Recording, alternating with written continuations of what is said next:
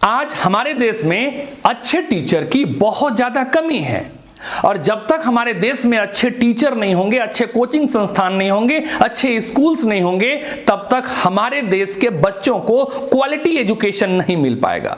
अगर मैं आज बात करूं बिहार, झारखंड और यूपी के, तो यहां के जो बच्चे होते हैं ज्यादा मेहनती होते हैं। उसका दो वजह है, क्योंकि उनके पास पहला ऑप्शन होता है पढ़ाई, क्योंकि वो पढ़ाई करके ही अपनी फाइनेंशियल कंडीशंस को बदल सकते हैं। अगर आप बिहार, झारखंड, यूपी की बात करें, वहां पे पेरेंट्स की फाइनेंशियल कंडीशन, लोगों की फाइनेंशियल कंडीशन बहुत खराब है। वे बस चाहते हैं कि किसी भी प्रकार से उनके बच्चे पढ़ लिख जाएं, अच्छा एजुकेशन हासिल कर लें, तो वो अपना करियर बना पाए। लेकिन बड़े दुख की बात है कि जो बिहार हमेशा से बेस्ट टैलेंट दिया है देश को, यहां से आईएएस, आईपीएस, डॉक्टर, इंजीनियर्स और अलग अलग फील्ड में बिहार से, झारखंड से, यूपी से हर साल देश को मिलता है।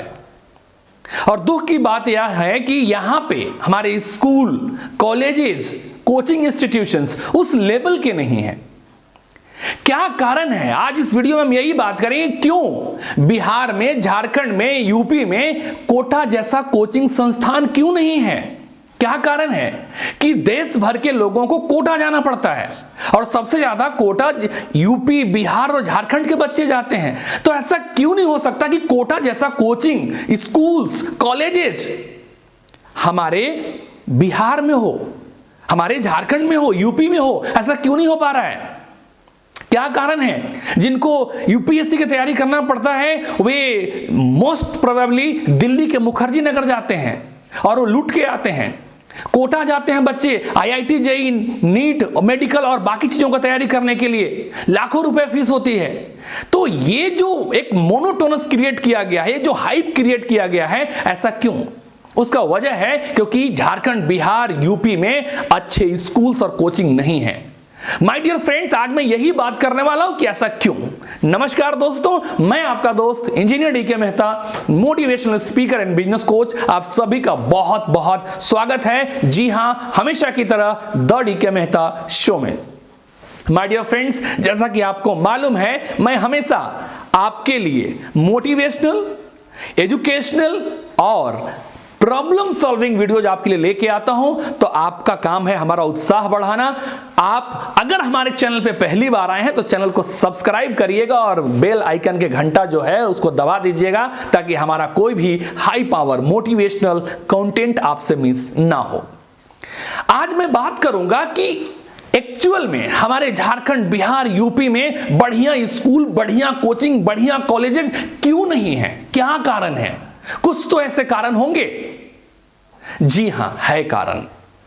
पहली चीज जो मैं वीडियोज में आगे बढ़ने से बोलना चाहूंगा कि एक होती है पैशन, जुनून, वो होना बहुत जरूरी है। और ये पैशन, जुनून आपके अंदर होता है, किसी को देख के नहीं आता, आपका इंटरनल स्ट्रेंथ होता है। अगर मैं अपनी बात करूं तो मुझे बचपन से पढ़ने और पढ़ाने का, सीखने और सिखाने का बड़ा शौक है। जनरली मैं देखता था, और आप भी शायद देखे होंगे जहां भी पढ़ाई किए होंगे, अगर कोई क्लास में बच्चा अच्छा है, पढ़ने में टॉपर है, तो जनरली दूसरों की हेल्प नहीं करता, वो दूसरे को नहीं बताना चाहता। उसको लगता है अगर उसको बता दूंगा तो वो टॉप मार जाएगा, वो आगे निकल जाएगा। हमारी आदत थोड़ी अलग थी। जो चीज मेरे को आ गया ना, मेरे को लगता था यार मेरे को ये चीज आ गई, दूसरों को भी सिखा दो, उसका भी भला हो जाएगा। और यही एटीट्यूड मेरे को बचपन से था, 5वीं क्लास से बोले तो। जितना मुझे आएगा उतना मैं दूसरे को सिखा दूंगा। और यही सीखने सिखाने की भावना मुझे एक ट्रेनर बना दिया, मुझे एक बिजनेस कोच बना दिया, मुझे एक मोटिवेशनल स्पीकर बना दिया, मुझे एक टीचर बना दिया। और सच बोल रहा हूं, बहुत मजा आता है, क्योंकि जो कुछ आप सीख रहे हैं, जो कुछ भी आप जानते हैं, आप लोगों में बांट रहे हैं। और मजे की बात पता है क्या है? कि ज्ञान एक ऐसा धन है ना कि आप जितना बांटेंगे, जितना बांटेंगे, वो उतना बढ़ता चला जाएगा। बस आपका माइंड सेट उस तरीके से होना चाहिए। तो मैं पहला पॉइंट में बात कर रहा हूं, mind set and skill set. Generally Bihar, Jharkhand, UP में लोगों का ऐसा मानना है कि यार सरकारी नौकरी लग जाए तो भगवान से भेंट हो जाए। और इसलिए उनका शिक्षा दीक्षा का मोड भी वैसा ही होता है कि कुछ भी करें, सरकारी नौकरी करें, चपरासी का ही नौकरी कर ले कि सरकारी नौकरी कर लें। उनको एंटरप्रेन्योरशिप नहीं करना, उनको कुछ ऐसा नहीं करना जिससे लोगों के लाइफ में वैल्यू ऐड हो। वो स्किल्स पे काम नहीं करना चाहते। झारखंड, बिहार, यूपी में सेटिंग चलता है। अच्छा, हमने सेटिंग करा लिया है, अब हमारा नौकरी तो हो ही जाएगा। माइंडसेट वैसा हो गया है। सरकारी नौकरी में चले जाएंगे, दहेज बढ़िया मिल जाएगा, लोग हमें इज्जत करेंगे। वो लोगों को इंप्रेस करने में लगे हैं, दहेज लेने के लिए पूरा तामझाम कर रहे हैं। माइंडसेट की दिक्कत है। वो उस तरीके का स्किल सेट बिल्ड ही नहीं कर पा रहे हैं। और अगर कोई रिस्क लेके शुरू करना चाहता है, एक अच्छा कोचिंग शुरू करना चाहता है, एक अच्छा स्कूल शुरू करना चाहता है, एक बढ़िया सा कॉलेज बनाना चाहता है, लोग सपोर्ट नहीं करते। उनको लगता है जिंदगी में कुछ नहीं कर पाया इसलिए ये कर रहा है। ये माइंड सेट है यहाँ के लोगों को। तो जो आसपास का इन्वायरमेंट है वो भी वैसा ही है। तो जब तक ये माइंड सेट चेंज नहीं होगा तब तक कुछ भी चेंज नहीं हो सकता। जब माइंडसेट लोगों का चेंज होगा तब उनको उस तरीके का स्किल सिखाना पड़ेगा। उनको बताना पड़ेगा कि सरकारी नौकरी ही कुछ नहीं है, सब कुछ सरकारी नौकरी ही नहीं होता, उसके अलावा बहुत सारे ऐसी चीजें हैं जिससे रिवॉल्यूशन लाया जा सकता है। और दूसरा पॉइंट, पार्टनरशिप इशू।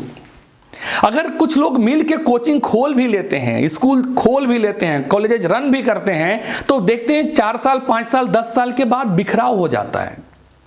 वहां पे जो पार्टनर्स हैं, जो उनके शेयर होल्डर थे, उनके बीच में नहीं बनता, क्योंकि सारे पार्टनर्स को यही लगता है कि ये कोचिंग हमारे वजह से चल रहा है, ये स्कूल हमारे वजह से चल रहा है, और सामने वाला ज्यादा पैसा रख रहा है, मेरे को नहीं दे रहा है। मतलब हर एक ईंट को लगता है कि महल हम पे ही टिका है। और यही गलतफहमी और यही मिस्टेक की वजह से बिहार, झारखंड, यूपी में कोई भी कोचिंग, कोई भी स्कूल बहुत बड़े लेवल तक पहुंच ही नहीं पाता, क्योंकि लोगों के अंदर जो पार्टनरशिप वाली जो एटीट्यूड है, गुड पार्टनर बनने का, एक बढ़िया टीम मेंबर बनने का, वो रहता ही नहीं है। लोग सोचते हैं हम अलग होके ज्यादा अच्छा कर सकते हैं, और यही गलत फहमी है, क्योंकि वो सही तरीके से पार्टनरशिप को आगे लेके जा ही नहीं पाते। और तीसरा मैं बात करूंगा एटीट्यूड प्रॉब्लम। आप यहां पे देखेंगे, ये सच्चाई है, लोगों के पास एटीट्यूड वाली प्रॉब्लम है। एटीट्यूड का मतलब है उनका रवैया, उनका स्टाइल, उनका सोचने का तरीका।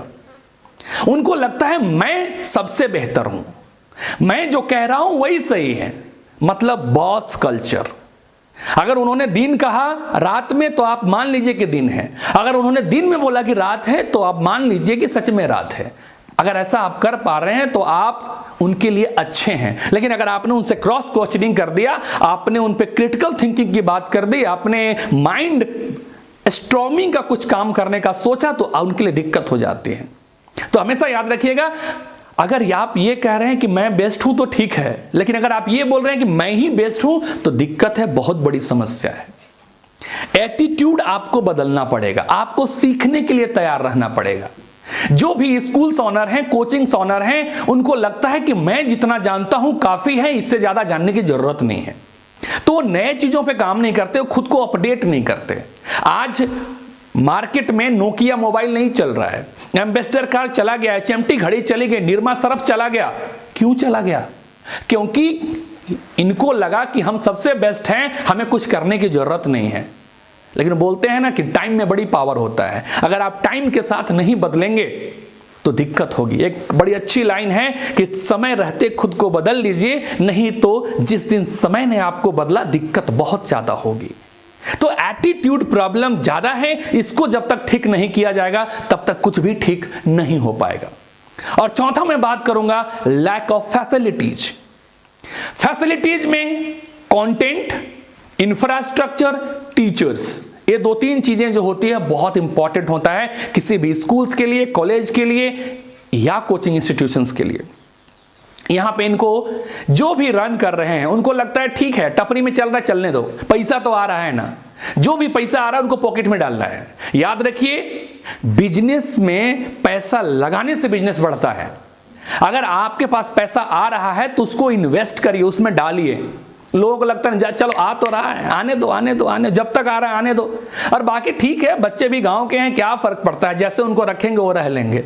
अरे वो तो रह लेंगे, लेकिन आपकी ऑर्गेनाइजेशन की छवि कहां तक पहुंच पाएगी? आपने क्या डेवलपमेंट किया? कुछ स्कूल 10 साल 15 साल पहले शुरू हुए हैं, उनकी इंफ्रास्ट्रक्चर, उनकी फैसिलिटीज जैसे पहले साल थी, आज 10वें साल भी वही है, कुछ भी नहीं बदला। मतलब उन्होंने कुछ भी फैसिलिटीज बढ़ाने का सोचा ही नहीं। इसका मतलब उन्होंने मान लिया है अरे जैसा चल रहा है चलने दो, पैसे तो आ ही रहे हैं। तो इस कारण से जो अच्छे स्टूडेंट्स हैं, जो अच्छे पेरेंट्स हैं, बढ़िया जिसको बोलते हैं कि प्रीमियम पैसे देने वाले, प्रीमियम कैटेगरी जो है आप तक आ ही नहीं पाएगी, क्योंकि सभी को अच्छी फैसिलिटीज चाहिए। अगर आप अच्छे फैसिलिटीज नहीं देंगे तो बाकी चीजें काम नहीं करेगा। और पांचवा मैं बात करूंगा टीम बिल्डिंग इशू। मैं यहां पे झारखंड, बिहार, यूपी में एक चीज मैं देखता हूं कि कोई भी जो बिजनेस चलता है ना, और स्पेशली चूंकि मैं एजुकेशनल ट्रेनर हूं तो कॉलेज, स्कूल, कोचिंग्स के ऑनर से मिलते रहता हूं, वहां पे मैं यही देखता हूं कि मोस्ट ऑफ द टीम उनके फैमिली के मेंबर हैं। अच्छा, मेरा स्कूल है तो मेरी पत्नी प्रिंसिपल बन जाएंगी, मेरी बेटी कुछ और काम कर रही होगी, मेरा बेटा कुछ और संभाल रहा होगा, अगर पोता हो गया तो उसको भी कहीं कुर्सी पर बैठा देंगे।